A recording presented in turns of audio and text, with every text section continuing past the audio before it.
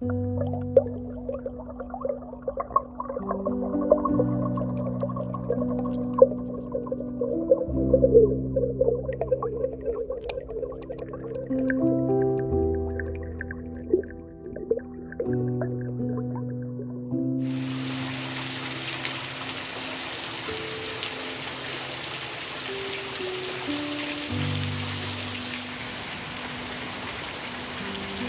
Fant is the one who was president of this organization that started the fountain. I think she was president of everything in town. I married Marshall Fant Jr., and he was Pearl's grandson. He always said he was her favorite grandson, but I guess every grandson said that. But he loved Pearl. I did not know Pearl as a grandmother. I knew her as a person, but we got married very shortly after she died.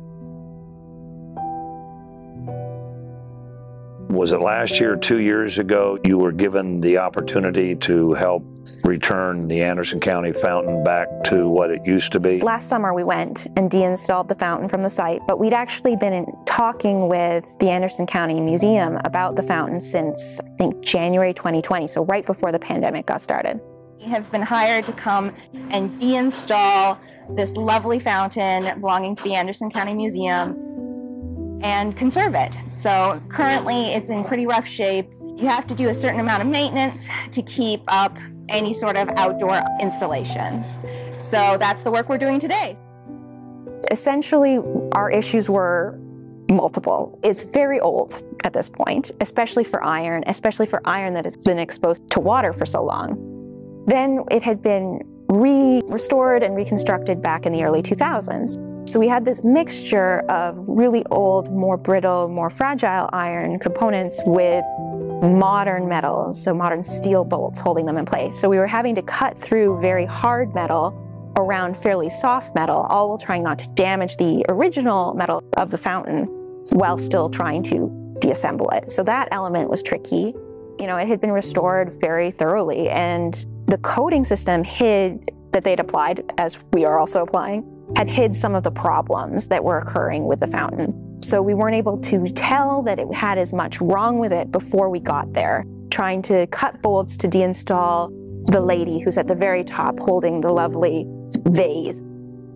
When we were up there cutting her bolts, we realized that the bolts clearly had been some of the original bolts holding her in place because they'd completely rusted out. There was no need for us to cut them. She was actually only held in place by gravity at that point. You're kidding. About 20 feet in the air, yes.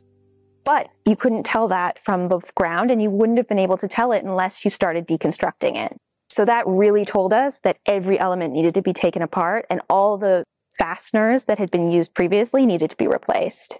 We have been waiting for months for the Robert Anderson fountain to be picked up by Warren Lash Company, to be transported to Charleston, South Carolina, to be worked on.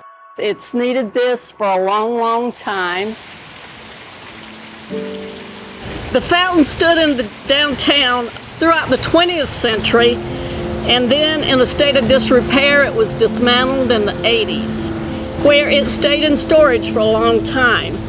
In 2001, citizens started raising money, and they raised $45,000 to have it restored and placed at the Anderson County Museum, where it has been since then. It has braved the elements of time for over 100 years. And we are so excited to have this fountain back home where she belongs. Tell me your earliest recollection of the fountain. Well, I think it would probably be when you would go downtown. I would say, you know, a 3-year-old, 4-year-old child's not going to notice something like that. Probably 10, 11 years old. We were always given a history lesson by our teachers, yeah. And when you were downtown, you'd go shopping downtown? Oh, we did everything, yeah. Eat ice cream. go shopping. You had so many nice stores. And from your standpoint, having it gone away, now it's back here at the museum, your feelings about how grateful you are that Oh, it's back? it's wonderful. It's wonderful, yes. And I think young people now are appreciating our heritage. It is heritage. And I think we should accentuate it. We're good people.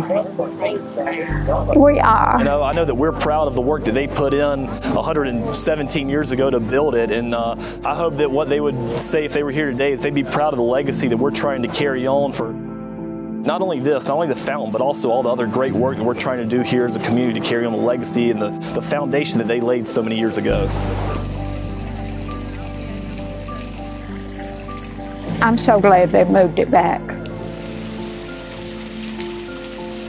One of the things we also discovered once we got here and started stripping, so the first stages of the project are obviously deassembling everything, but also then removing all the old coating systems, which allow us to see, you know, what's original, what isn't, what's a replica. So when we're doing this, we're stripping the cherubs. So it has 3 cherubs that are arranged around the base, and 2 of which you can see here. The third is actually currently in a solution over there. One of the cherubs was actually salty and severely contaminated with chlorine. We're not entirely sure why. The standing one was just covered in white crystals all over it. It just looked fuzzy as a result. The only thing that will be different come July that people should be aware of, if the cherub is not done desalinating at that point, we can't stop the treatment. It's the same as the submarine. If we stop it too early, it'll get just as crusty as it did before. So that means that we're going to need to wait. So it's very possible that the 3rd cherub will not be installed in July and we'll have to come back later. The museum, we spoke with them, they thought that one of the cherubs was a replica, that one of them out of the 3 was replicated in the early 2000s when it was being restored.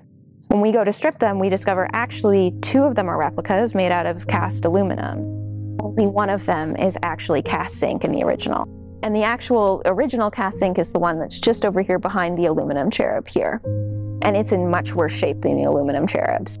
So cast zinc is an extremely brittle, very fragile metal. And so our lovely little zinc cherub, he's missing a foot. It's been remade in fiberglass. We couldn't tell at the time that it had been replaced, but done very beautifully. We're actually going to keep his placement foot. His other foot was completely detached from him and actually adhered directly to the fountain instead of attached at his ankle. Then we discovered with the lady who was topping the fountain that elements of her completely broken apart as well. Her left arm is detached. And then of course, as you can see behind me, one of the 3 ladies who are on the central column, her head was detached and really only held in place by a bit of coating system still there. Luckily for me, there's a fair number of cast zinc sculptures spread out all throughout the US. And so my field, conservation, has spent a lot of time developing the right techniques for doing restoration work on them and conservation work. So we have a process in place that's been shown to work very well for repairing zinc sculpture. And so what we're actually going to be doing is soldering these pieces back together. So when these were originally made, they were cast in segments. You can actually see elements of the segments still here. I'm not sure if you could make that out. When they were first made, they were soldered together with just your typical either 50-50 lead tin or 60-40 lead tin solder. Give me a brief history on these fountains nationwide. When I was doing research on this project and wanting to learn about how other fountains had been conserved, I learned about, you know, the history of this style of fountain and sculpture.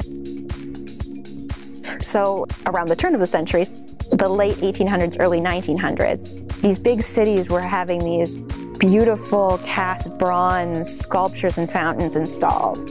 But smaller cities also wanted to see that. You know, people were going to world's fairs, exhibitions, seeing these beautiful works, and they were wanting them in their smaller towns.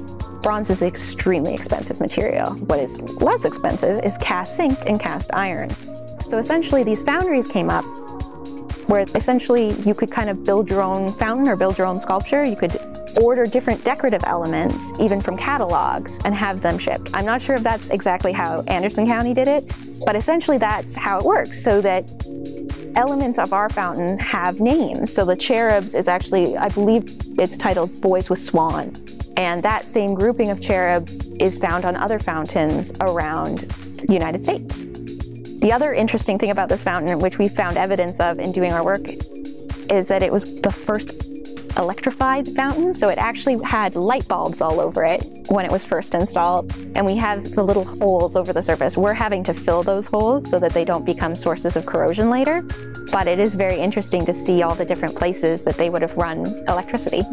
Well, that's interesting because Anderson is the first city to have power lines run to it, and we had our own power source, and so they just built on that and put lights on the fountain. Yeah. That's pretty cool. It would have been a really interesting sight to see.